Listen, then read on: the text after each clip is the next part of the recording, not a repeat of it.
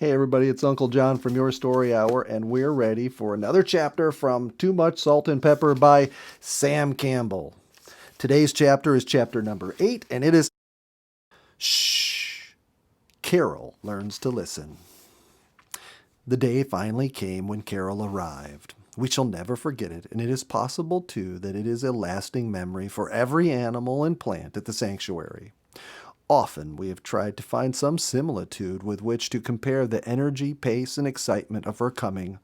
Perhaps it was like the sudden winds of autumn that stir everything to life, that set the leaves to dancing, trees to bowing, stir the lake to happy wavelets, and toss fleecy clouds around in wild merriment. Perhaps it was like the quick and gripping power that moment when a football team first races upon the field and starts warming up for the contest. Maybe it could be compared with the avalanche, which goes tumbling down the mountainside, gathering everything into its own vibrant mood. Maybe it was like that carnival reigns at the big circus when it is time for hordes of clowns to come running and tumbling about, carrying everyone into their carefree humor. Yet none of these things quite describe Carol's coming. True, her infectious happiness, her excitement and interest in everything suggested the most stirring moments in nature.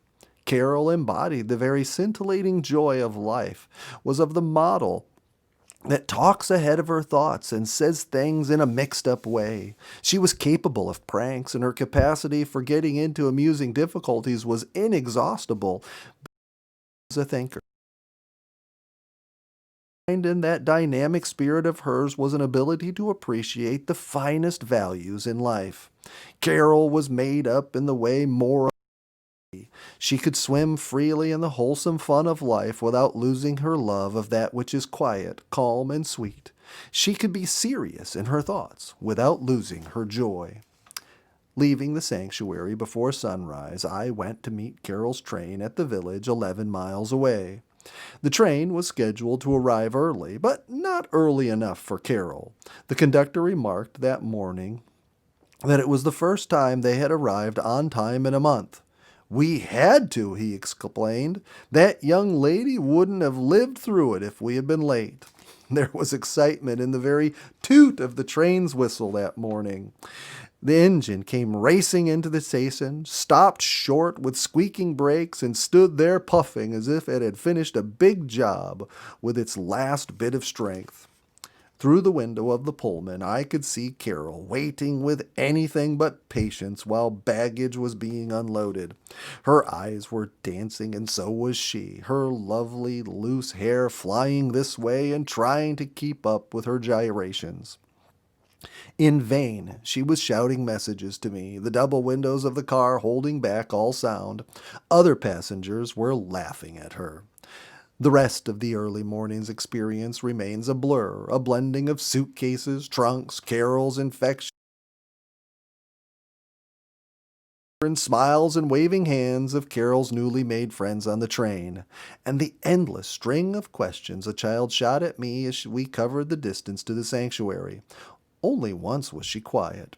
As we rounded a curve in the little forest road, there before us stood a beautiful doe. I brought the car to a stop, and the lovely creature stood like a statue, looking at us with curiosity while we looked at her with adoration. Carol could not speak. Her eyes grew wide with wonder, and she uttered a little gasp.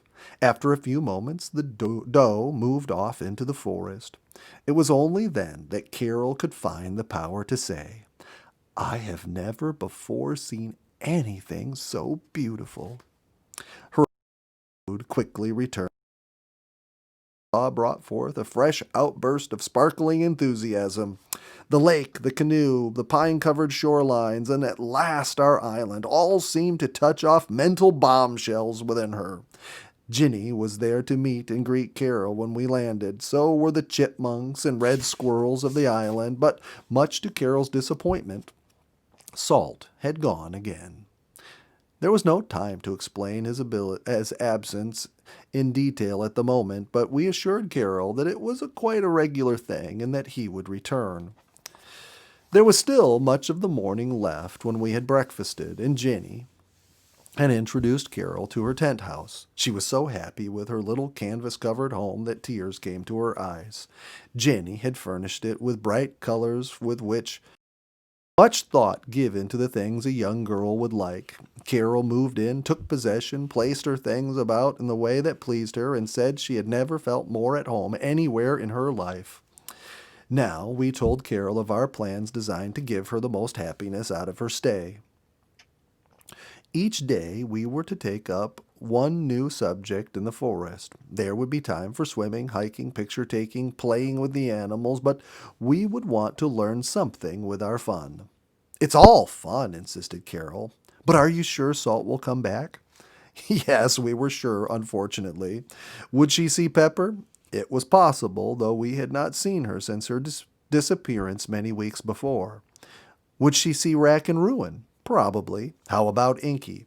That depend on how well you learn the lesson we have selected for today, I said. Carol was all for beginning the lessons at once. She wanted to learn all about everything in nature. What was the subject to be for this first day? Was it to be the trees, flowers, rocks, stars, animals? Was she to learn to tie knots or build fires without matches? Ginny and I laughed. No, Carol. Our subject was of a different nature. It is good to know those things in woods lore, but there are other things in the world of nature more important. Today, Carol, I said, as she waited for an answer to her many questions, today we are going to learn to listen.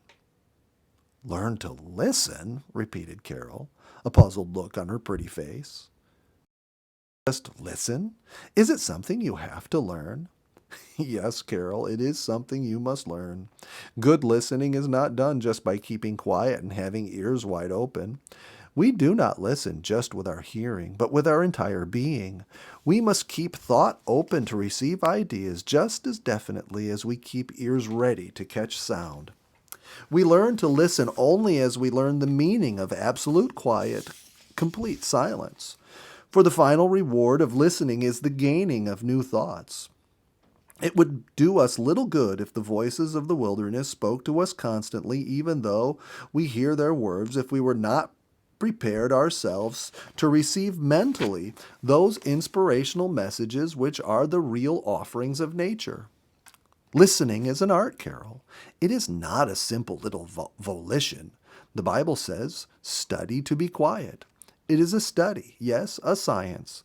Not only must we govern the making of sounds which would interfere with our hearing the still small voice of nature, we must control all else that hinders our highest sense of hearing.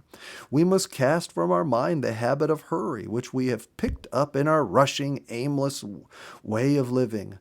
Nature doesn't hurry, and she cannot make her voice heard by those who do. If we are to be good listeners, we must control this hurry habit, which is sort of an illusion anyway. Mere hurry doesn't mean that we get anywhere. Nature always does things on time, moves at amazing speeds, accomplishes marvels, but she does not have the pressure and strain that is characteristic of our hurry. Carol thought for a moment. Yes, she could see the truth of these statements. Hurry could keep one from listening. She could feel closer to good listening right then as she let go of the idea that she must hurry. But that isn't all, Carol. In your young thoughts, there may not be as yet place for envy or jealousy, for resentment or anger, and the other disturbing thoughts that are so often cultivated by all of us if we do not guard against them. But these are noisy thoughts. They rattle in our minds, and we cannot listen while they are there. They block the very things our hearts most want to hear. If we are to know that sacred silence, that quiet which is vital for listening, we must cast such handicaps from us. Carol looked a bit startled as we talked of these things. And this is studying nature. To learn to listen, she asked, obviously in deep thought. Yes, Carol, that is where nature study begins, within ourselves, finding, recognizing, and cultivating that which is natural in our own thinking. Do you know, she added thoughtfully, in a mood that was more calm than we had seen there heretofore, I am not too young to know those things you speak of. I have known jealousy, and I guess envy too, at school and with my friends. Now that you speak of it, I know it was disturbing, it hurt, and I see that I couldn't listen to anything in my mind. And that morning, before we had taken to a trail or greeted the sanctuary animals, we three sat on a bench where we could look out over the lake, and we studied to be quiet, to listen. Carol learned that day that all nature walks with padded feet. The love of stillness is everywhere manifested, yet silence is not mere soundlessness. There are certain sounds that are noise. There is the boom of a gun, the snarl of a motor, the rattle of traffic, raucous cries that arise merely from excitement, and these are disturbing. But natural sound contributes to silence. It aids listening. Listen, Carol, to the murmur of the pine trees in the winds. Is there anything about that sound that makes up listening? No. Rather, it adds to our hearing, for it brings peace to our thoughts, helping us to turn away from the annoyances within. Of such effect is the song of birds, the lapping of the waves on the shore, the cry of the crows and jays, the hoot of an owl. These sounds are the ingredients of true silence. They are hearing aids. The Indian, who mastered the wilderness without destroying it, was adept at the science of listening. His ear to the ground, to the tree, to the rock on the mountainside, or attuned to the calls and the cries of the forest, picked up messages and gathered facts which would have been missed by those less trained in the ways of silence. Salt and Pepper were wonderful listeners. How often we had watched them on those silent nights when they would be reaching out into the distance with their attention. Their cupped ears were alert, and when something was heard that was of special import, their heads would raise as they studied the soft sounds which reached them. A deer makes it a business of listening. It seems probable that he learns more of the world about him through hearing than he does through sight or smell. His great ears are built somewhat like the sound detecting devices used by military forces. They are large, shaped like a deep spoon, and are capable of pointing ahead or to either side or the back. Always they are in motion, turning this way and that, picking up near and far sounds so that the deer may know what is going on in the nearby world. So it is with all the creatures of the forest. Their very lives depend upon good listening. They prize silence as nature does. They are born to a world of quiet. Instinctively they know the age-old admonition, peace, be still. That day, Carol went far on her way to becoming a good listener. As we hiked over trails, she practiced silent steps, avoiding twigs and dry leaves, picking out cushioned moss and bare ground to hush her footfalls. She spoke in a soft voice or in whispers. The sun retired in regal splendor that night. The western sky was alight with crimson, while a huge cloud at the horizon was fringed with luminous silver. Shafts of light found their way through the openings in the cloud and reached up into the overhead blue like great beacons. We found Carol standing in silence, looking at this glorious display. She smiled as we approached. "Listening to the sunset, Carol?" I asked. She laughed. "No doubt there is music in it if we could only hear well enough to catch it," she said. "I never knew there were so many sounds in the world, and I was thinking about this listening business. It isn't just in nature study that we need to be good listeners. We need it among people just as well. We don't really listen often. If we aren't saying something, we are thinking something that interrupts others." Yes, Carol, listening is almost a lost art in society. Rare indeed is the one who can forget himself long enough to let others speak. Our vanity makes us want to hear our own voice, to have our own opinion and rule.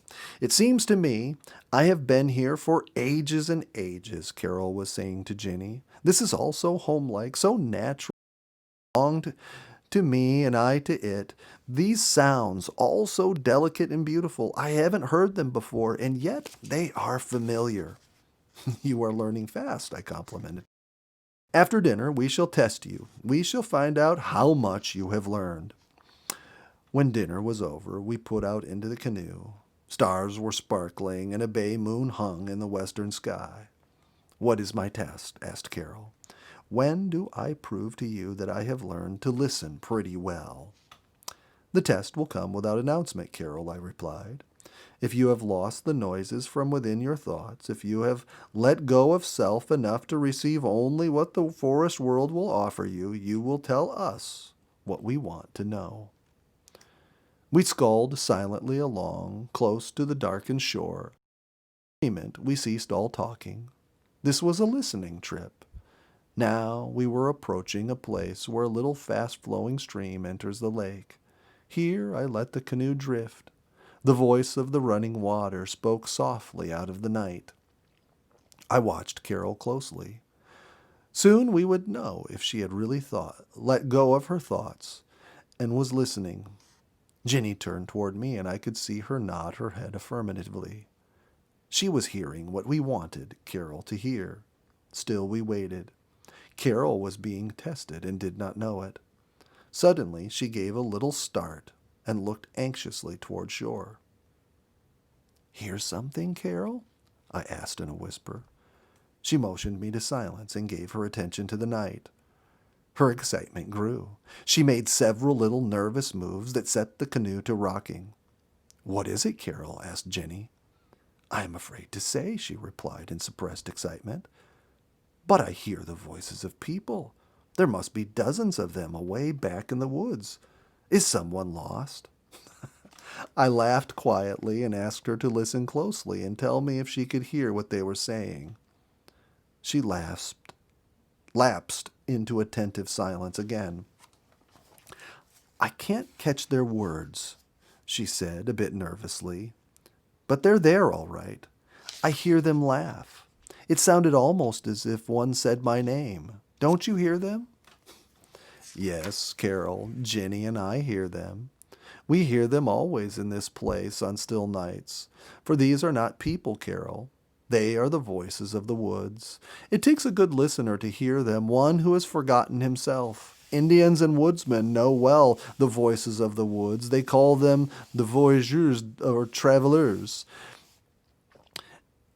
They are heard best near rapid water along the rocky shores of the lake where the waves play in and out of tiny caves, and sometimes they are heard in deep woods when the wind blows, but not too strongly. These voyageurs are happy people. Their voices are always filled with laughter. They sing and shout as if going on a picnic. They seem always at the point of saying something you will understand, and yet they never say it plainly. They love to half-pronounce your name. Sometimes they shout like canoeists shooting down a rapids. They seem to come close, but never do. What are they? They are simply the sounds of the woods, Carol. Perhaps a little stream singing over rocks like one in the darkness tonight. They are the rustling of the leaves, the rubbing of two trees together, the moaning of the wind through barren boughs. And when we hear these sounds, in our thoughts we liken them to something in our own experience. Thus we think they are voices. Our imaginations enlarge on this thought, and we hear them say our names, almost, and call out definite messages, almost. Those who dwell in the woods know these voices well, and they love them as part of the mysterious beauty of the wilderness, but one must be a good listener to hear them. We do not catch these voices if our thoughts are in a whirlwind of our own making. That was your test, Carol. If you heard these voices of the voyageurs, you could not refrain from saying so, and if you heard them, you were listening well. As we returned to the island, Carol was just about bursting with happiness. We reached the darkened boathouse and started to put the canoe away for the night. Only then did we realize we had forgotten to take a flashlight with us. "The pier is narrow. Don't fall in, Carol," warned Jenny. The answer was splash. Carol was somewhere in the black and shallow water beside the pier, our only clue of her whereabouts being the squeals, laughs, and splashing about which went with her efforts to get out. Reaching down into the darkness, we finally made contact with her upstretched arms and lifted her to the pier once more. There she stood laughing and giggling, trying vainly to wring the water out of her dripping clothes. How on earth did that happen, Carol? Asked Jenny between laughs. Did you stumble? No, said Carol, almost in hysterics. I just stepped backward like this and went off the edge. And in illustrating her point, she lost her balance and fell in again. There was another wild outburst of squeals and laughter while we pulled the twice dunked child out. Then we three sat down on the pier so that our immoderate fit of laughter didn't put us all in the water. Memory of silence was gone. The distant shore echoed with our shouts, and for a while we heard nothing but ourselves. With Jenny's help, Carol was finally in dry clothes once more. Seated about the campfire, we sipped hot cocoa while our laughing tapered off, and Carol pleaded vainly for us to promise to tell no one. Carol's eyes were getting heavy. It had been a long, full day for her. But before we retired, we walked down among the trees and stood in silence, for Carol said she wanted to make sure she hadn't forgotten how to listen. We counted the sounds we heard. There was an old bullfrog back in the swamp, his solo bass. A cricket was calling. Some creature was wading along in the shallow water on a distant shore. Probably it was a deer. Far, far off in the night, we heard the voice of a coyote. Carol could not quite hear this sound. What is the sound like? She asked. I don't know what to listen for. I described it as best I could, and we all fell to listening in a most profound way. Carol seemed actually to be straining her ears. There was a moment of intense silence, and then came out of the clear night air, "Fweet, fweet, fweet." I hear it, cried Carol. I hear it, and it seems so close. It was close, but it wasn't a coyote. Fweet, fweet, fweet, came the telltale sound. Soon there was a squeak, squeak of my oars as I headed across the lake to relieve my neighbor of Salt's presence, while Jenny told the delighted Carol the story of the whistle.